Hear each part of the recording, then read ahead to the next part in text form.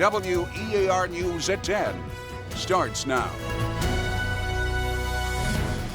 Good evening and thank you for joining us. Tonight, the world is watching and waiting to witness the release of Israeli hostages and end to the war in Gaza. Hamas has a deadline of noon on Monday, which means just hours remain to see this process play out. Here's national correspondent Christine Frizzell. This is a very special event. They had 500,000 people yesterday. And although the war in Gaza is coming to an end, the impacts still linger here in the U.S. This ceasefire grabbing the attention of people nationwide and along the Gulf Coast. Today, the Jewish community in Pensacola gathered for a celebration of the high holiday season. Some are reflecting on the progress of the peace deal. The Jewish community gathered for a celebration on Sunday for Simchat Torah. It's also known as the happiest day of the Jewish calendar. Some reflecting on the new peace deal making progress in the Middle East. It's been something that has been on our minds for 2 years, and if it materializes, we're going to be ecstatic, and this will be the best holiday ever. Gil Fried is a dual citizen of both the United States and Israel. He says most of his family still lives overseas. He and his family have been anxiously awaiting for the day the war comes to an end. They just want peace, and that's all that they've ever wanted. Has been peace. The first phase of the peace deal requires all Israeli hostages to return home. We've been praying for them, and we've been, they've been in our hearts and in our thoughts for the past 2 years. Every day. Rabbi Mendel Dano leads the Shabbat Jewish Community Center in Pensacola. Dano credits President Trump for standing firm on his promise for a peace deal. I think it's a great idea, except it'll never work. Some people in the Jewish community fear the peace agreement may not be enough. In Hamas's constitution, the destruction of Israel is paramount. Every time Israel has given land for peace, it failed. Gaza was given land for peace. Failed many times. So, hopefully we can make it work this time. For Rabbi Dano, he says the history over the past few decades cannot be forgotten. Ultimately, we are praying that there should be peace, and I think it is possible to achieve, but it has to be done through strength. First Morning Weather, sponsored by Pensacola State College. Joining us now is our meteorologist, Marion Caldwell. How are things looking, Marion? Things are really starting to cool down out there following sunset. Those temperatures are falling down into those lower 60s, even some upper 50s in our spots a little bit further north. Bruton sitting at 50. Thank you, Marion. And today, a solemn event at the Santa Rosa County Fairgrounds. It was the End of Watch Memorial Ruck. The event honors the 165 law enforcement officers killed in the line of duty in 2024.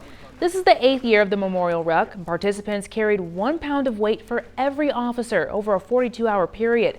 This is to represent the officer's final 1042 call. So we had 10 individuals sign up to do this solo, 42 hours, 84 cumulative miles, carrying at least 10. Most of them are carrying 20. And they've been at this since Friday night at 8 p.m. They go out, do their mile, they come in, they sit sometimes only for 2 or 3 minutes because it's catching up to them. It's all to raise money for the families who lost loved ones in the line of duty. This is the only event of its kind, and people come from all across the country to remember the fallen. Groundbreaking on the proposed I-10 Mobile River Bridge has been delayed until next year. AlDOT tells us pile testing is currently underway alongside the Bayway, and vibration testing is going on in Mobile Bay. However, as far as actual construction, we're told groundbreaking will take place, quote, sometime next year. Until then, we are told pre-construction development will continue. A fiery crash claimed the life of at least one person overnight, shutting down Highway 29 for several hours in Escambia County. Our media partner, NorthEscambia.com, reporting the two-car crash happened just before 8:30 last night. The collision was on Highway 29 south of the paper mill near Woodbury Circle in Cantonment. 2 people were transported to a local hospital and are believed to be recovering. One person in the car was pronounced dead at the scene. We're waiting for additional details from Florida Highway Patrol. We invite you to tune in each morning from 7 to 8 on our sister station WFGX for the Morning Current, where we'll take the time to break down the big stories. A tragedy in South Carolina. Details emerging about the third mass shooting in the past week. Police are investigating a mass shooting in the southeastern part of South Carolina. It happened overnight Sunday at a bar and restaurant on St. Helena Island in Beaufort County. At least 4 people were killed and at least 20 others were injured. Investigators say a high school reunion was taking place at Willie's Bar and Grill. Both the bar and the parking lot were crowded with people. Authorities say they have identified persons of interest in the attack, but it's unclear if anyone is in custody. Now, this comes less than 2 days after a mass shooting left 6 dead in western Mississippi. Police say the shooting happened shortly after Leland High School's homecoming football game ended. The shooting did not happen on school grounds. In addition to the 6 killed, a dozen more suffered injuries. The motive for the shooting is still unknown. And both shootings come less than a week after a mass shooting at a club in Montgomery left 2 people dead. An arrest has been made in that shooting. A juvenile is charged with capital murder and assault. The government shutdown's third week approaches, and both parties are still pointing blame at each other for the stalemate in Congress. In Tennessee, one rural community continues to grapple with the aftermath of Friday's fatal explosion at an explosives factory. We've already taken plans to prepare to take care of our loved ones and our families even more.